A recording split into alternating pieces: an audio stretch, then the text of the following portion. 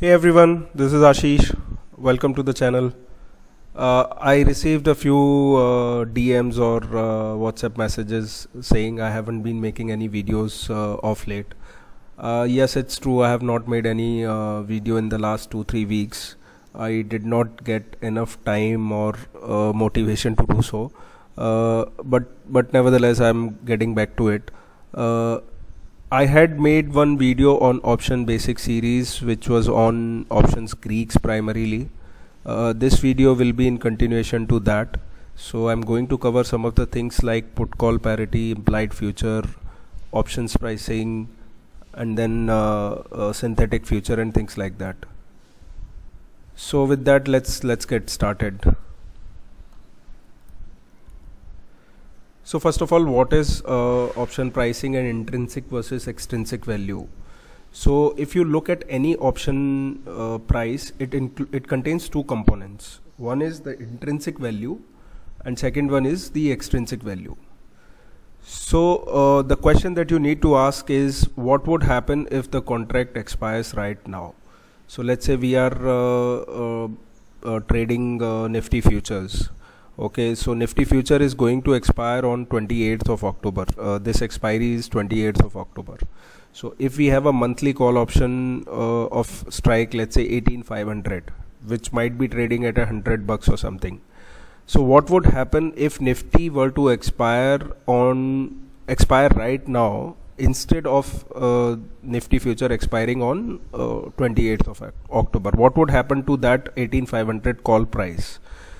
Since we know that is OTM with the Nifty future currently trading at 18,355, we know that that option would go to 0. So the entire component of that 18,500 call option is extrinsic value. So extrinsic value is that component of option price which would vanish if the contract were to expire right now. And intrinsic is that component which would still remain. So what it means is that any option which is at the money or out of the money, they will be 0 if the contract were to expire right now. And only the in the money options would have certain value which would still remain if the contract expires.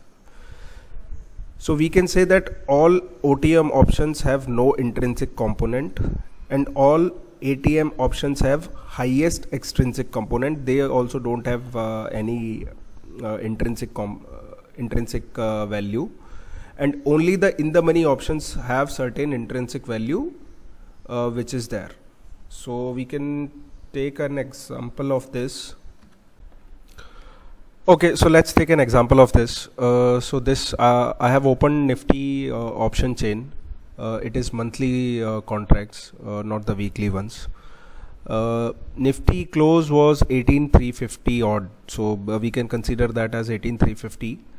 So currently 18,350 call option is trading at a price of 195. So if Nifty expires at 18,350, both spot and future will merge at 18,350, and this 195 call option price which we see, it will go to 0. So this is at the money call options. Similarly, at the money put option also, which is trading at a price of 185.7, this will also go to 0 if Nifty were to expire at 18,350. And likewise, all the OTM call options from 18,400 onwards, they will also go to 0, and all the out of the money put options from 18,300 onwards, these like 18,000, 17,800, 17,600, these all options will also go to 0.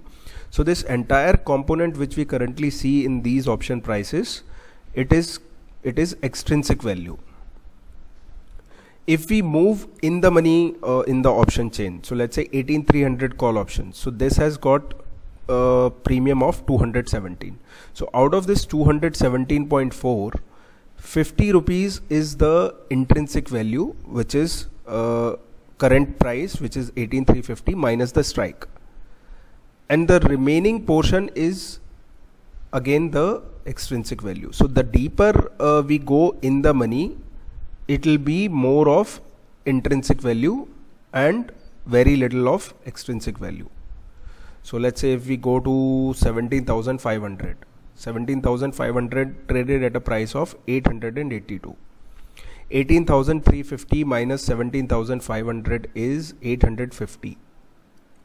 So out of this 882 rupees, 850 is my intrinsic value and just the 32 rupees is my extrinsic value.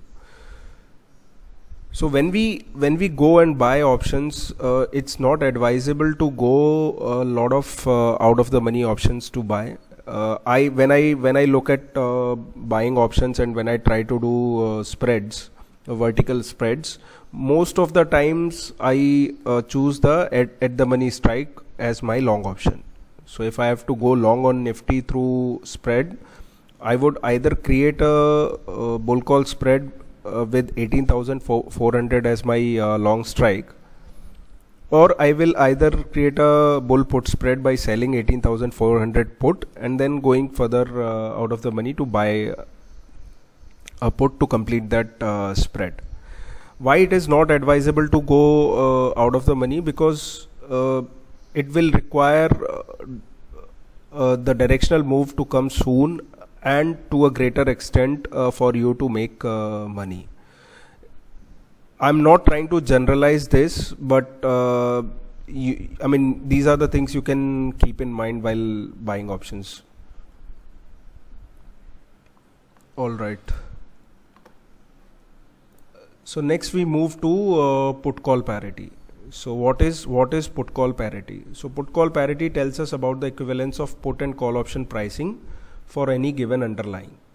So this is something which will hold true always, most of the times. I mean, even for if the put call parity is not holding true, there will be an arbitrage opportunity which will get created and it will vanish very soon. So put call parity is something that will hold true for any underlying. For our markets, it is based on future price and not the spot price. So when we are looking at option pricing, we should always look at future price and we should not look at the spot price which is there, because our option pricing is always based on future price. Now what is put call parity? It says that the difference between the call price and the put price. So let's say you select any strike, and at that strike the difference between the call price minus the put price should be equal to the future price, whatever underlying you have chosen. For that underlying, what is the current future price minus that strike chosen. It is best to take ATM strike, because those will be very liquid and the put call parity will hold true. It holds true for all the strikes, but at times those strikes, some of those strikes are not liquid. So it's when looking at put call parity, it's best to stay with at the money. We can take an example. Nifty future yesterday closed at on Thursday closed at 18,355. So we can look at 18,350 strike. So these are the prices of call and put. 188.45 is 18,350 call price, and this is again monthly future. These are the prices of monthly options. So 18,350 call option of Nifty for monthly closed at 188.45. Put option closed at 184.75. So the difference is 3.7, and future minus the strike is 5, which is very close. I mean, there's hardly any difference between these two figures. Now in September expiry, when I think on Wednesday when we were closing, Bank Nifty, many people have said on Twitter that Bank Nifty calls are expensive than puts. They were looking at the money options as per spot, and they thought that the calls were very expensive and the puts were relatively cheap. I had tweeted that day also that it's not the case. I mean, there's IVs at one particular strike will be same for both call and put. So it cannot be the case that either calls are expensive or the puts are expensive. The reason was simple enough that spot was trading at 3700, 743, but the Bank Nifty future was trading at 37,878.5, which is at a heavy premium of close to 135 points. And if we look at option price, and that being monthly expiry, even the weekly monthly being the same, so the option pricing had to come from future. So 37,800 call option was trading at 232. 37,800 put option was trading at 155.4. Now if we look at these two option prices basis spot, we will say that, oh, out of the money call is trading, out of the money call is expensive and in the money put is cheap. How can this be possible? Of course it is not possible, because you are basing your options with respect to spot. Instead you should be looking at the future price. So if we look at the future price, which is 37,878, 37,800 call becomes in the money and not out of the money, and that's why that in the money call option is expensive and 37,800 put is out of the money, which is obviously priced lower. So if we look at difference of these two call and put, it comes out to be 76.9, and if we look at the Bank Nifty future minus the strike price, that comes out to be 78.5. Again these two figures are very close, which means that put call it is the put call parity, because of which we see these option prices. Now let's talk about implied future. We have seen that in case of monthlies where we have a future, we can see the put call parity and we can say that, okay, these are the pricings. How do we say that in case of weeklies? Because we don't have any weekly future, we only have spot or we have a monthly future. So how does option pricing get calculated for weeklies?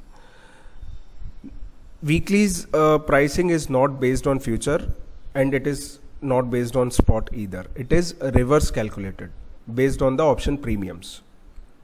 So what we can do is we can consider the strike which is closest to the spot and try to reverse calculate based on the same formula which we have seen so far for put call parity. So the formula is call price minus put price is equal to future price minus a strike chosen. Now since we don't have any future, we will say this is implied future for weeklies. So what would be the implied future price in that case? It is call minus put plus the strike that we are referring to. So if we consider 21st October expiry, 18,350 is the nearest spot strike, and the corresponding premiums are call was trading at 117.5, put at 112.8. strike that we have chosen is 18,350. So implied future we can reverse calculate, and it will be 18,354.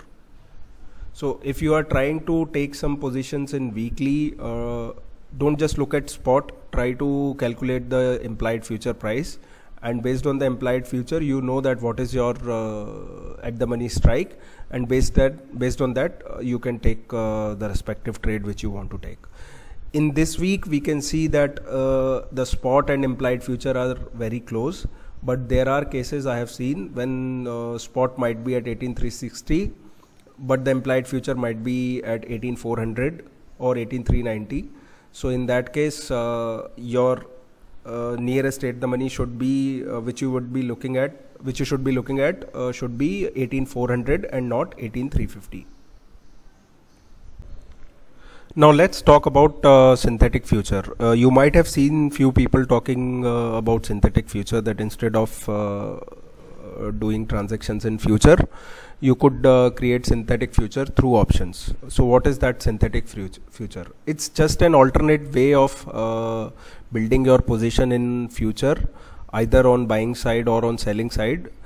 It's just that instead of doing directly through futures, you do that through options. So if you buy an at the money call option and simultaneously sell an at the money put option, same strike, let's say Nifty future is trading at 1800-355. So if you buy 1800-350 call option and sell 18,350 put option, that becomes your synthetic future and you are long future, since you have bought one call and sold one put. You do the reverse, you sell the ATM call option and buy the ATM put option, same strikes, then it becomes a short future.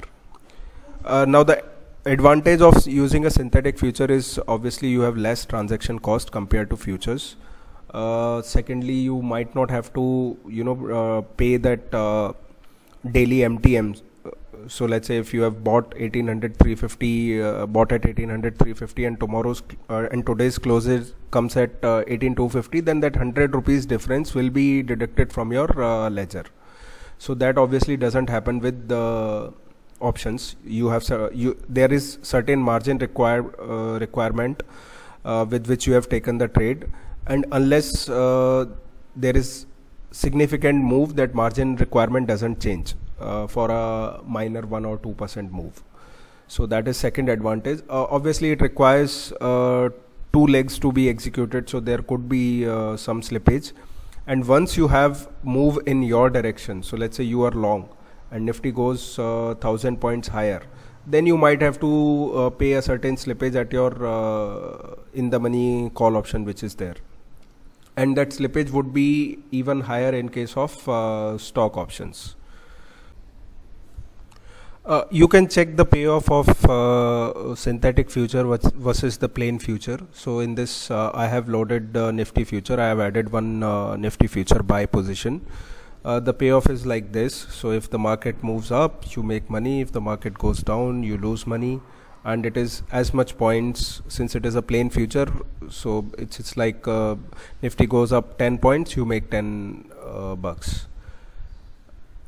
Alternatively, what you can do is you can buy 18350 call, sell 18350 put, and that will also have the same profile. So there's absolutely no difference which you will see in terms of PNL for these two positions. Even if you look at the Greeks chart, you can see that you are positionally 100 delta long, which means you are as good as future long. There's hardly any theta, no gamma, no vega. So it is theta neutral, gamma neutral, vega neutral, and as good as long future position. So that's how synthetic futures work. I would quickly take a couple of minutes on the hedging which you can use, or rather which you should avoid. Okay, so first let's add the future option. Sorry, instead of okay, I'll flip this one. So let's say we are bullish on ICICI Bank, and today we have taken a position in ICICI Bank which is long future. So we have gone long ICICI at 727.5, and let's assume that it is 12 o'clock in the noon, and tomorrow is or rather we want to carry this position positionally, so we will hold this position. Now what do you do with this future position if at 320 you see that it is still trading at 727 and you want to carry this future long position, but you are afraid that it might gap down? So what is the best put that you should buy to hedge this position? Now some people say that it should be out of the money, some people say that it should be at the money, and few have said that it should be in the money put option. So let's take a look at what happens if you buy an in the money put option. So let's say if you buy a 740 put option as a hedge against this position, then what happens? Okay, so we have created a hedge. Now our downside risk is limited. It is only 18,700, and upside we see that okay, upside is still intact, and we will make a lot of money if the market moves up, if the ICICI Bank moves up. And since we have bought in the money put option, then our theta is also less, the extrinsic value that we have paid, that is also less. So this is a very good position to continue. Now instead of doing this, instead of buying a future and buying a put option, you could simply look at the Greeks of this position. So you can say that we are going long 41 delta, which means we are as good as 0.41 delta. Now if ICICI Bank moves 10 rupees up, we will only make 4 rupees in that trade. The 10 rupees which we will make in future, and we will lose 6 rupees in the put option. Now instead of this, what would have happened if we have simply selected a strike call option which is 40 delta. So 740, if we see call option is 41.35 delta. So what happens if we simply buy this call option?